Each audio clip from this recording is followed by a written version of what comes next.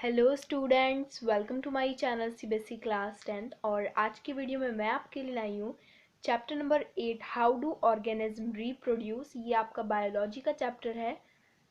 Video start करने से पहले जल्दी से चैनल को सब्सक्राइब करके बेल आइकन को प्रेस कर देना, ताकि मेरी कोई भी न्यू वीडियो आएगी तो आपको सबसे पहले पता चल जाएगा। स्टार्ट करते हैं। तो सबसे पहले तो आपको रिप्रोडक्शन का मतलब पता होना चाहिए, क्योंकि आपके चैप्टर का नाम भी इससे रिलेटेड है। तो reproduction, the process by which organism produce their own species known as reproduction। तो रिप्रोडक्शन क्या होता है? रिप्रोडक्शन एक प्रोसेस है। पहली बात तो रिप्रोडक्शन जो है वो एक प्रोसेस है जिसमें कि जो ऑर्गेनिज्म होते हैं वो अपने स्पीशीज खुद प्रोड्यूस करते हैं। ठीक है। अब रिप्रोडक्शन दो टाइप्स का होता है। पहला है हमारा एसेक्सुअल रिप्रोडक्शन, दूसरा है हमारा सेक्सुअल रिप्रोडक्शन। ठीक है, इन दोनों के टाइप भी आपको याद रखने हैं। जो हमारे एसेक्सुअल रिप्रोडक्शन है, ये क्या है? The type of reproduction in which single parent involve known as asexual reproduction. तो एसेक्सुअल में सिर्फ सिंगल पेरेंट की ज़रूरत होती है, ये ज़्यादातर प्लांट्स में होता है। ठीक है, ह्यूमंस में नहीं होता। और सेक्सुअल रिप्रोडक्शन क्या होता है? The type of reproduction in which two parents involve known as sexual reproduction. Examples देख लेते हैं आप। तो एसेक्सुअल रिप्रोडक्शन के एग्जाम्पल हैं बडिंग इन हाइड्रा और बाइनरी फ्यूजन इन अमीबा। अब हम इसको आगे डिटेल में डिस्कस करेंगे। और जो सेक्सुअल रिप्रोडक्शन के एग्जांपल है, इसमें आते हैं humans, cats, dogs etcetera, animals आते हैं इसमें। इसके बाद अब बात करते हैं मोड ऑफ एसेक्सुअल रिप्रोडक्शन। अब हम एसेक्सुअल रिप्रोडक्शन के एग्जांपल्स को डिटेल में पढ़ेंगे। तो सबसे पहले आता है हमारा फ्यूजन। तो फ्यूजन का मतलब होता है कि बट जाना। ठीक है, फ्यूजन का मतलब जुड़ना होता है और फ्यूजन का मतलब टूटना होता है। तो the parent cell divides into daughter cell. तो जो पेरेंट सेल्स होता है हमारा, वो डॉटर सेल्स में डिवाइड हो जाता है। तो बाइनरी फ्यूजन के दो टाइप्स होते हैं, फ्यूजन के दो टाइप्स होते हैं, बाइनरी फ्यूजन और मल्टीपल फ्यूजन। ये वेरी वेरी इंपॉर्टेंट आता है आपका डिफरेंस। और 2020 वाला जो साइंस का एग्ज़ाम आया था, उसमें ये क्वेश्चन पूछा गया था 3 मार्क्स के लिए। ठीक है। तो बाइनरी फ्यूजन क्या होता है? The parent organism divides into two new organism. यानी कि अगर ये फ्यूजन है तो ये किस में डिवाइड हो जाएगा? दो ऑर्गेनिज्म में डिवाइड हो जाएगा।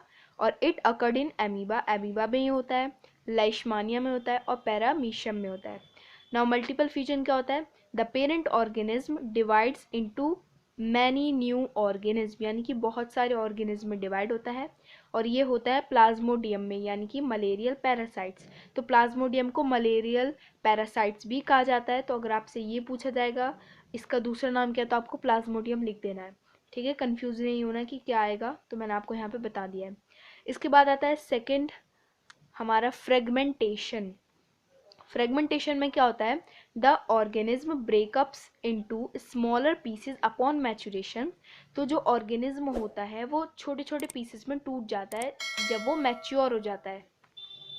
यानी कि जब हमारा ऑर्गेनिज्म मैच्योर हो जाता है तो वो खुद ही छोटे छोटे पीसेस में टूट जाता है, हमें तोड़ना नहीं पड़ता, वो खुद ही टूट जाता है। And these pieces fragments grow into new individuals, और हर पीसेस उसका ग्रो हो जाता है। एग्जाम्पल के तौर पे स्पायरोगैरा। अब यहाँ पे मैंने आपको डायग्राम से समझा रखा है। देखो, ये हमारा मैच्योर स्पायरोगैरा, यानी कि हमारा स्पायरोगैरा जब मैच्योर हो गया है तो वो 3 पार्ट्स में डिवाइड हो गया है। और ये इसका पार्ट जो है वो खुद ही फ्रेगमेंट होके ग्रो कर जाएगा दोबारा। ठीक है। इसके बाद आता है हमारा थर्ड है रीजनरेशन। तो रीजनरेशन में क्या होता है? Organism can be cut into any number of pieces and each pieces grows into a complete organism. This is known as a regeneration. तो जो रीजनरेशन है वो हमारा फ्रेगमेंटेशन का जस्ट अपोजिट है।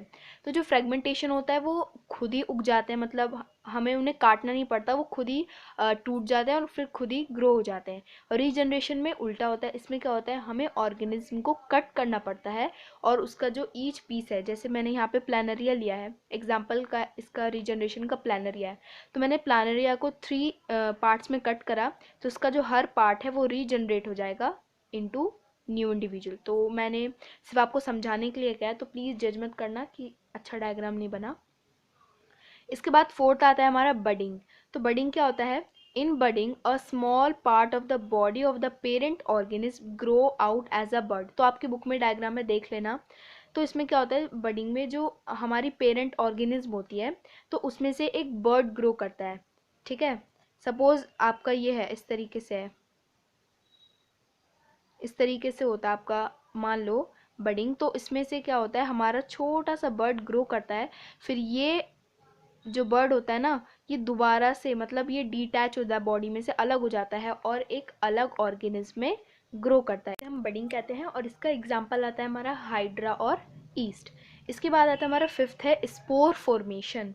तो स्पोर फॉर्मेशन में क्या होता है, जो स्पोर्स होते हैं वो स्मॉल बल्ब लाइक स्ट्रक्चर्स होते हैं, जिनके जो कि कवर्ड होते हैं थिक वॉल से, अंडर फेवरेबल कंडीशन। तो फेवरेबल कंडीशन का मतलब होता है एयर, वाटर, सनलाइट, इन सब की, मतलब ये सब चीज़ों को हम फेवरेबल कंडीशंस कहते हैं।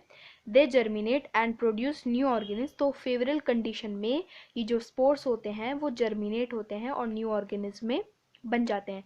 एग्जाम्पल हो गया हमारा राइजोपस। तो आप अपनी बुक में डायग्राम देख लेना, और साइंस में चैप्टर नंबर 6, चैप्टर नंबर 8, इन दोनों से ही डायग्राम आते हैं। तो इन दोनों की एक एक डायग्राम बुक का आपको बनाना आना चाहिए।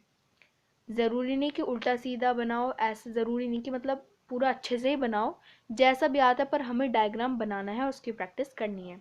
इसके बाद लास्ट है हमारा वेजिटेटिव प्रोपेगेशन। इसमें आता है in many plants in which part like root, stem and leaves and develop into new plants under appropriate conditions.